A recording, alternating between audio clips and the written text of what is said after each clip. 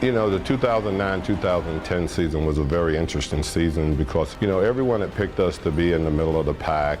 That was a great team. You know, I think if we look back to the start of that year, we were picked out of the playoffs, you know, by all the pundits. When we were really good and we had that season, it was a magic moment. I don't think anybody expected us to have the team that we had. And I think in part, we kind of got back to being who we were. The positive energy that we have, man, it was just something that you can't duplicate. And that's why it's hard to, when you get those rare teams, you try to get the most success as possible. All night long, all night, all night, all night long, all night, all night.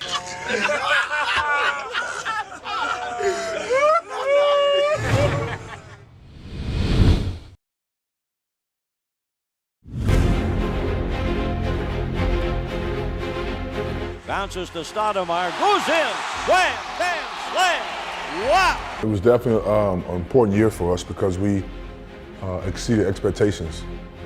We had a team that was very highly skilled and smart. We thought we were better than that. I think they thought, you know, our time had come and gone. I think they underestimated some of the guys on our team, like Grant and Jay Rich and you know, those guys that, you know, maybe had more in the tank than they expected, myself included, perhaps. Steve kind of felt like, you know, people forgot how good he was. You know, he didn't make the All-Star game in 2009. And so now we kind of got back to being who we were. And I remember Steve just set the tone early, came out guns blazing. Nash to his left, pulls up for three. Absolutely! Steve Nash drains the big shot. Nuevo time for Stoudemire. We blocked out any outside talk, you know. We were just focused on how can we win, how can we have fun, how can we overachieve. I remember times throughout that year where we just had moments where we just knew we couldn't be stopped.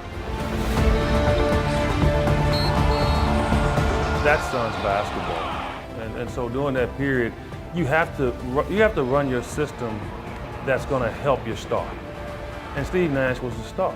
It was a special team. We had a lot of fight. We had a lot of talent that maybe was overlooked, and we came together. We started out and played great basketball, and then we got into a playoff situation where I thought everyone stepped up, you know, when we needed them most. We're tied 1-1 going back to Portland, and Jason Richardson stepped up and had a great game for us, 42 points, and got us over the hump in that game.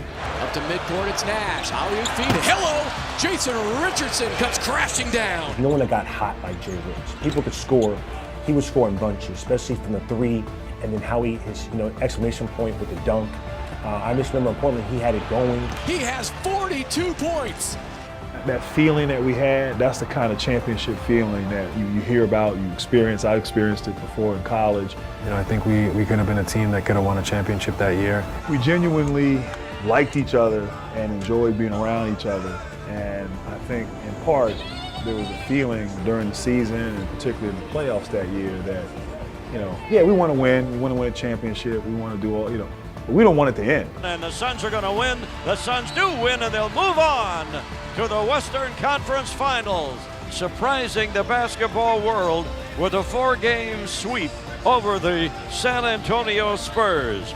Obviously, I don't want to glorify it, and I don't want to make it into fairy tales, but you know, it's been a long time that I haven't been able to beat this team, and you know, I had a great shot at it, so I was just trying to close it out and do everything I could to try to finish it tonight.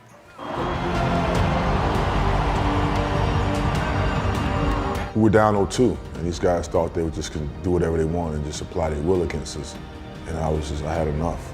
I came out in game 3 so focused, I don't think I smiled the entire game.